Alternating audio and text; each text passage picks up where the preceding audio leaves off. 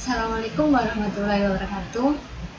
Saya Efrika Marsha akan mempresentasikan mengenai metode pembelajaran kelas 8 SMP dengan materi mengenal pesawat sederhana.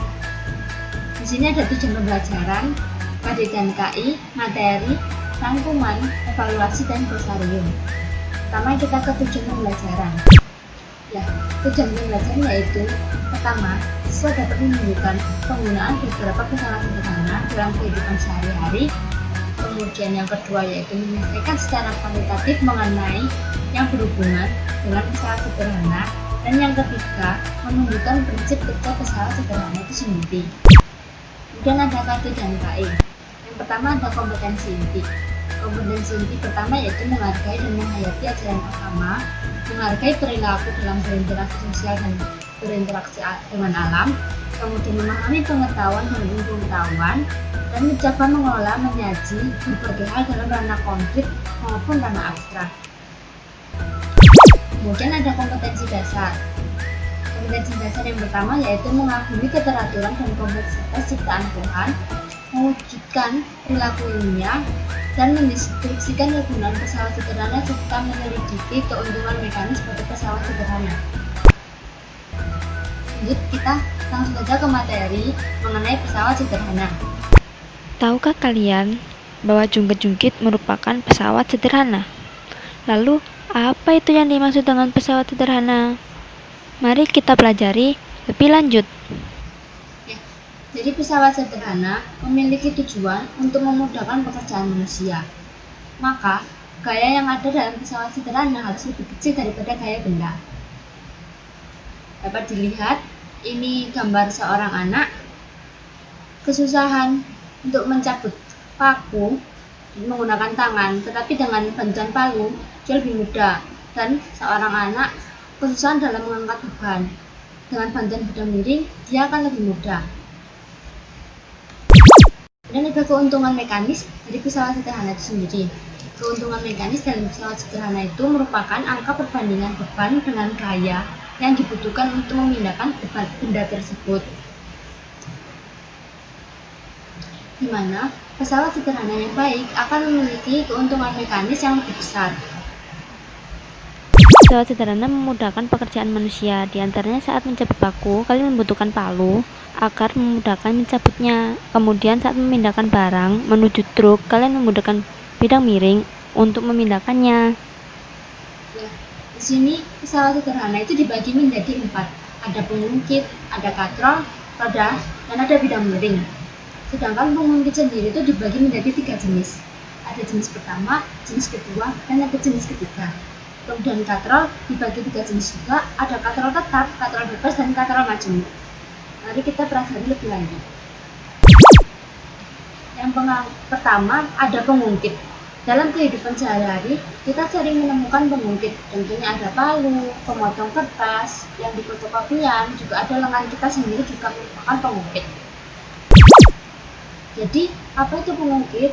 Pengungkit memiliki 3 titik, di mana ada titik beban, ada titik tumpu, maupun ada titik kuasa. Tuas atau pengungkit memiliki gaya FK yang digunakan untuk mengangkat beban terletak sejauh LK atau lengan kuasa dan titik tumpu. Sedangkan benda atau W yang terletak sejauh lengan beban dari titik tumpu dapat dirumuskan dengan FK sama dengan beban dikali lengan beban dibagi lengan kuasa. Keuntungan mekanis pengungkit. Keuntungan mekanis pengungkit di mana semakin panjang lengan kuasanya, maka gaya yang dihasilkan akan semakin kecil. Dapat dirumuskan yaitu keuntungan mekanis dari pengungkit yaitu beban dibagi dengan gaya sama dengan lengan kuasa dibagi dengan lengan beban. Setelah dijelaskan mengenai pengungkit itu menjadi 3 jenis, di sini saya akan menjelaskan mengenai pengungkit jenis pertama. Di mana pengungkit jenis pertama ini memiliki ciri yaitu titik tumpu berada di antara titik beban dan titik kuasa. Contoh dari pengungkit jenis pertama yaitu gunting, palu, kemudian juga jungkit. Kemudian ada pengungkit jenis kedua. Ya, pengungkit jenis kedua ini memiliki titik beban berada di antara titik tumpu dan titik kuasa. Titik beban berada di antara titik tumpu dan titik kuasa. Contoh pengungkit jenis kedua dalam kehidupan sehari-hari yaitu pemotong kertas dan gerobak dorong. Kemudian ada pengungkit jenis ketiga. Pengungkit jenis ketiga ini memiliki titik kuasa berada di antara titik tumpu dan titik beban. Contohnya yaitu pinset dan lengan manusia.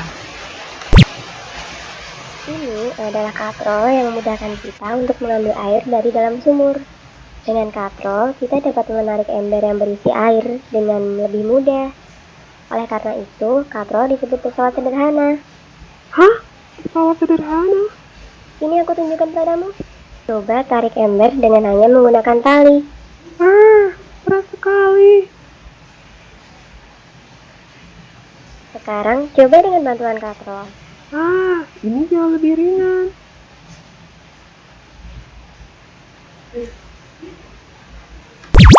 Selanjutnya yaitu katrol. Katrol merupakan pesawat sederhana yang terdiri di sebuah roda dengan adanya tali atau kabel yang mengelilingi alur roda tersebut. Dapat dibedakan menjadi 3 katrol, yaitu katrol tetap, katrol bebas, serta katrol majemuk. Katrol tetap yaitu posisinya tidak berubah dan titik tumpu sebuah katrol tetap terletak pada sumbu katrolnya. Dapat dilihat di sini bahwa gaya beban sama dengan gaya kuasa dari katrol. Kemudian keuntungan mekanis katrol yaitu gaya beban dibagi gaya kuasa katrol sama dengan 1. Contoh katrol tetap dalam kehidupan sehari-hari yaitu pada timba di sumur. Kemudian ada katrol bebas. Katrol bebas yaitu posisinya berubah ketika digunakan. Di sini gaya katrol bebas, gaya benda sama dengan 2 kali gaya dari katrol tersebut. Maka keuntungan mekanisnya yaitu gaya benda dibagi gaya katrol sama dengan 2. Contoh dari katrol bebas yaitu permainan flying fox. Pasti kalian sudah tahu semua kan? Kemudian ada katrol majemuk, di mana katrol majemuk yaitu perpaduan antara katrol tetap dan katrol bebas yang dihubungkan dengan tali. Bila ujung tali yang lain ditarik, maka beban akan terangkat. Dapat diketahui bahwa gaya beban sama dengan X dari gaya katrol majemuk tersebut. Kemudian keuntungan mekanis yaitu gaya beban dibagi dengan gaya katrol tersebut yaitu sama dengan X. Contoh dari katrol majemuk yaitu digunakan pada alat berat ini. Selanjutnya ada roda. Roda merupakan pesawat sederhana yang terdiri atas sebuah poros yang melekat pada pusat roda yang lebih besar. Roda ini berfungsi untuk mempercepat gaya. Ini contoh roda. Ya, contoh penerapan roda dalam kehidupan sehari-hari yaitu pada sepeda, pada kendaraan lainnya, dan sebenarnya pada obeng juga. Kemudian ada bidang miring. Bidang miring merupakan suatu lintasan yang memiliki kemiringan tertentu dan membentuk sudut terhadap permukaan mendatarnya. Maka, gaya akan berbanding lurus dengan tinggi bidang miring tersebut. Dapat dilihat bahwa gaya sama dengan benda dikali dengan ketinggian bidang miring. Atau juga dapat dirumuskan dengan gaya sama dengan beban dikali ketinggian bidang miring dibagi dengan jarak. Maka keuntungan mekanis dari bidang miring tersebut dapat dituliskan dengan beban dibagi dengan gaya sama dengan jarak dibagi dengan tinggi bidang miring.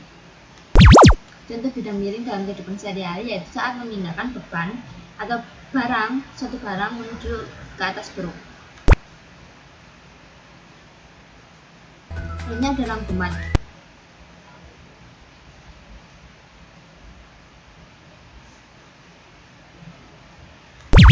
Kemudian kita menuju ke evaluasi.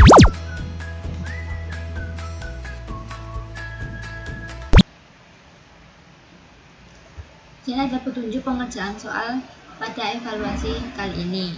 Ya, terdiri dari 5 soal dengan pilihan ganda A, B, C, D, E. Jika menekan jawab 8, maka akan langsung ke tombol selanjutnya, kemudian dapat mengerjakan kembali, lalu kita klik mulai saja. Ya, sebuah drum dengan beban 100 Newton akan dinaikkan ke dalam bak truk dengan gaya 50 Newton menggunakan bidang miring. Besar dari keuntungan mekanik yang didapatkan adalah, kita coba jawab terlebih dahulu, itu 2. Kemudian selanjutnya adalah titik kuasa, gerobak pasir, 40 Newton. Ya, kita lihat skor kita setelah mengerjakan dari evaluasi tersebut. Lalu kalau kita ingin mengulang bisa klik ulang, dan kita ingin memberi bagaimana pembahasan dari soal tersebut, kita akan klik pembahasan. Nah, kita akan ke pembahasan. Ya, pembahasan soal 1 yaitu dapat diketahui seperti ini. Jadi keuntungan mekanisnya tadi benar 2. Kemudian untuk soal yang kedua yaitu benar titik kuasa. Untuk pembahasan soal yang ketiga, gerobak pasir yang merupakan pengungkit jenis kedua. Kemudian untuk soal keempat seperti ini. Jadi gayanya yaitu 40 Newton. Dan untuk soal kelima yaitu didapatkan sebesar 12.000 gayanya. Ini ada glosarium. Glosarium ini merupakan tempat-tempat kata-kata yang sulit dipahami. Di sini ada bidang miring, ada katrol, keuntungan mekanis, pengungkit, dan pengertiannya. Setelah ada roda dan poros, ada bedokan, titik kuasa, dan titik kumpul. Ya, sekian dari mengenai media pembelajaran kelas 8 SMP dengan materi pesawat sederhana dari saya. Wassalamualaikum warahmatullahi wabarakatuh.